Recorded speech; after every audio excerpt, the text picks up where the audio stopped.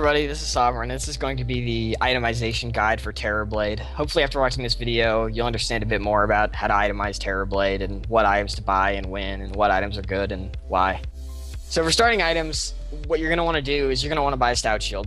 Because as a melee hero, Stout Shield is just really cost effective for lane sustain. If you're going to be tanking creeps under tower, like if your support pulls, it can save you so much health in the long run for just 200 gold. And if you're going to be being harassed by the opponent, then even better. You should buy one Tango and a Salve as just a starting point. Because Terrorblade, he's really easy to harass, you're going to be losing health, you need regen. He does have a high base regen though, so you're not going to need regen as much as some other heroes. You have a base regen of 2, so that is pretty nice with dealing with harass.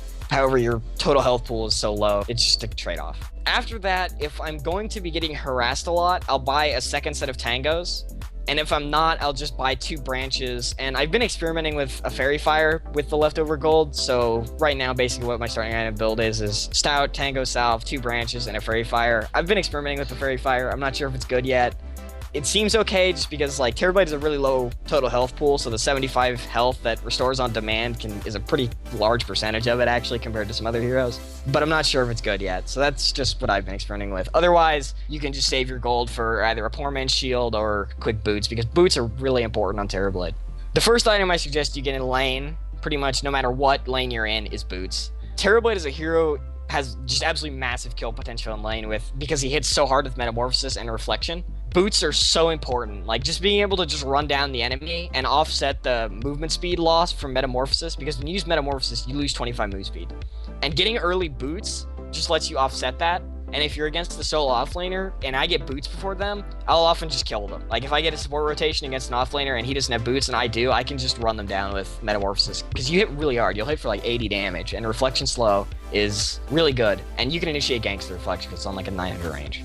So boots are pretty much the first item I'll get in any game.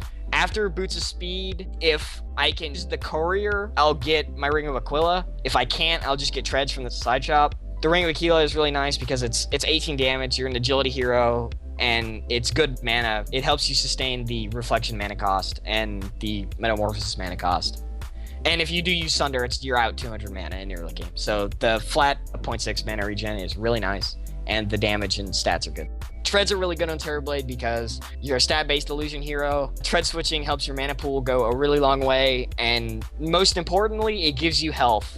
It's 9 strength, which is a lot, and every point of strength is extremely important in Terrorblade, because if you live on 20 health and sunder the enemy, that can win you games. Like one turnaround sunder in the early game can snowball you into such a lead that they can't stop you. So getting every early game point of strength is really important, because if you live through that gank, you're probably going to live through the next one. But if you die and you just keep dying to ganks, then it just kind of snowballs and then you just kind of become irrelevant. I think that the Boots of Travel way of playing Terrorblade is dead. Boots of Travel were by far the best choice when Terrorblade is more of a split pushing hero, but Ice Frog has basically made that playstyle of Terrorblade pretty much really bad, because what he did was he made his illusions not Metamorphosis when they're not near you. But as a trade-off, what this means is that you can precast your illusions. And then, so you can have 2 illusions, you meta, and then they both become meta. But, basically, all in all, Ice Frog didn't like that style of Terrorblade. So what he did was instead he gave Terrorblade the new Reflection, he buffed Sunder, and he made him a way better early game fighter. So Terrorblade is no longer the split pushing monster that he was of 2 patches ago. Now, Terrorblade is a very 5-man heavy early game fighting carry who can scale really well into the late game with illusions. So I don't think Boots of Travel are good anymore. I think Tread should be the choice in pretty much every game, just because the health is just so good on Terrorblade. Poor Man's Shield is decent. Some people like it, some people don't.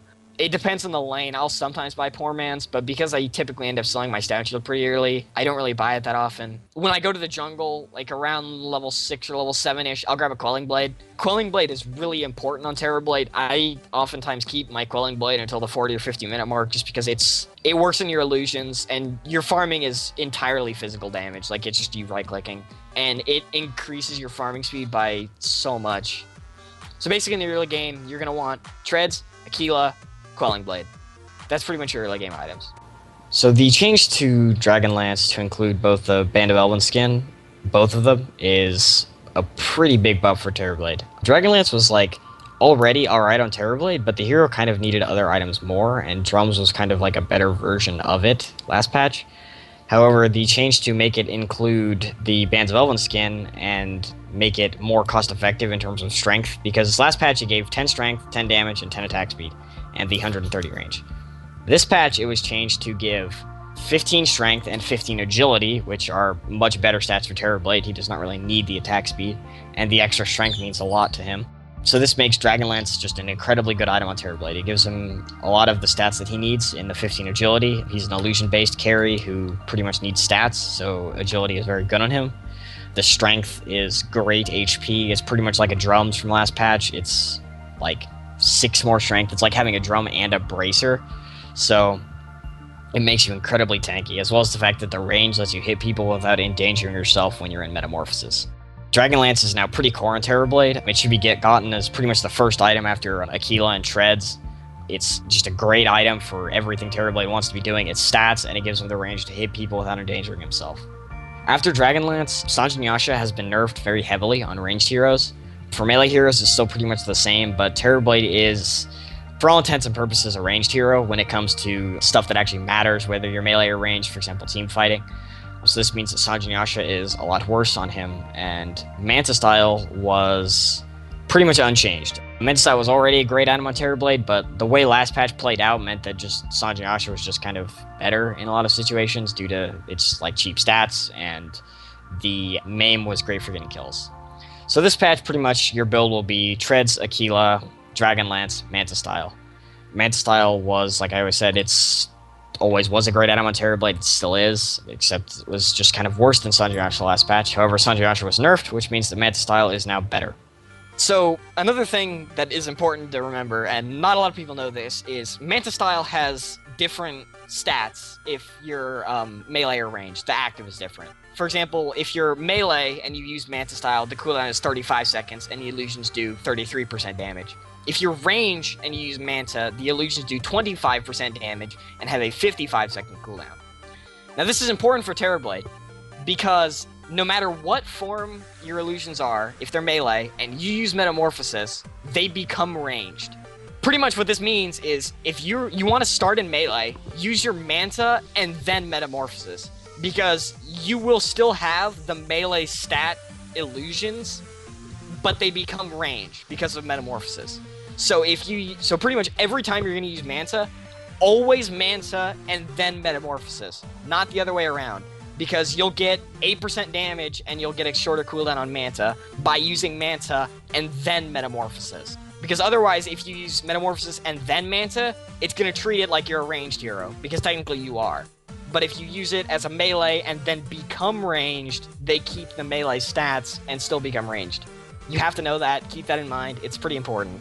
After Sanjin Yasha, Skadi is the choice 90% of the time. Skadi is pretty much the perfect item on Terrorblade. It gives you massive amounts of health, so you can abuse Sunder and give your illusions tank. It's mass stats for your illusions and yourself. It's mana to cast your spells, and it gives you the slow on your auto attacks. And it's just the perfect item. It gives you everything you'll need. That should be your second item after Skadi in 90% of games. Sometimes I'll get a BKB, but that's typically only if I'm 5-manning a lot and there's a ton of fighting and the enemy has a lot of magic damage. But most of the time, Skadi is going to be your item.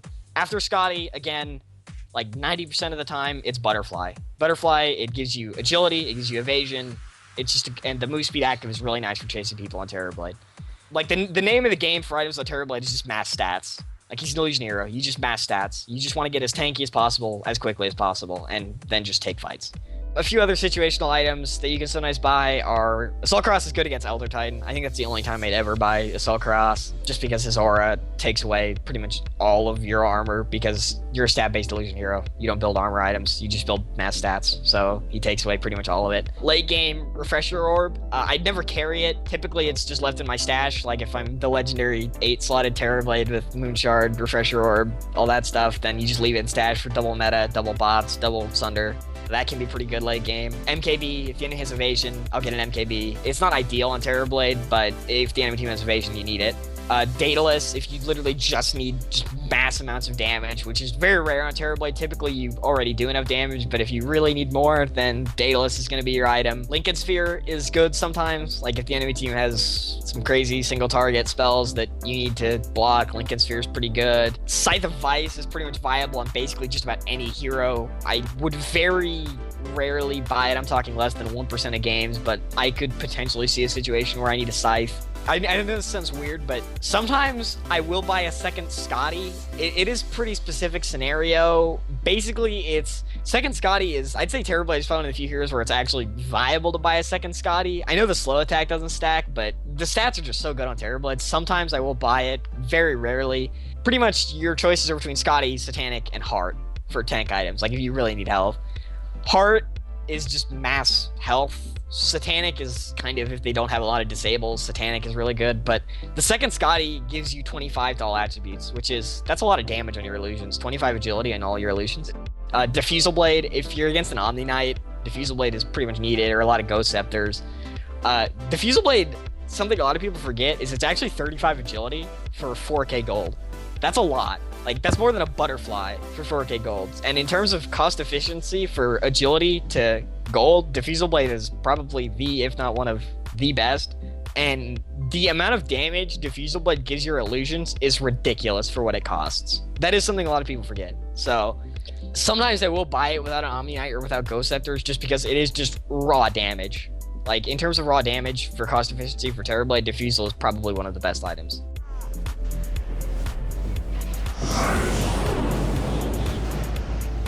Dire's top tower has fallen. Unstoppable. My blade will answer this disrespect.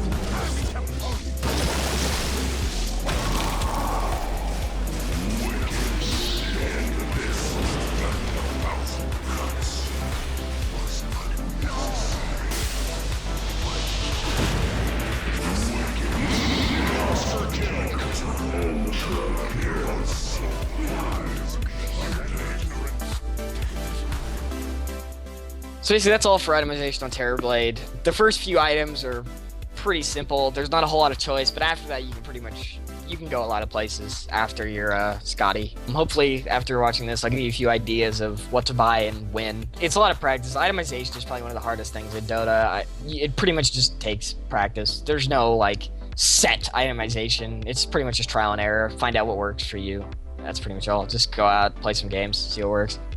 That's pretty much it for this video. I hope you all enjoyed. If you have any questions, comments, criticisms, feel free to leave them in the comments below. Thank you for watching. Goodbye.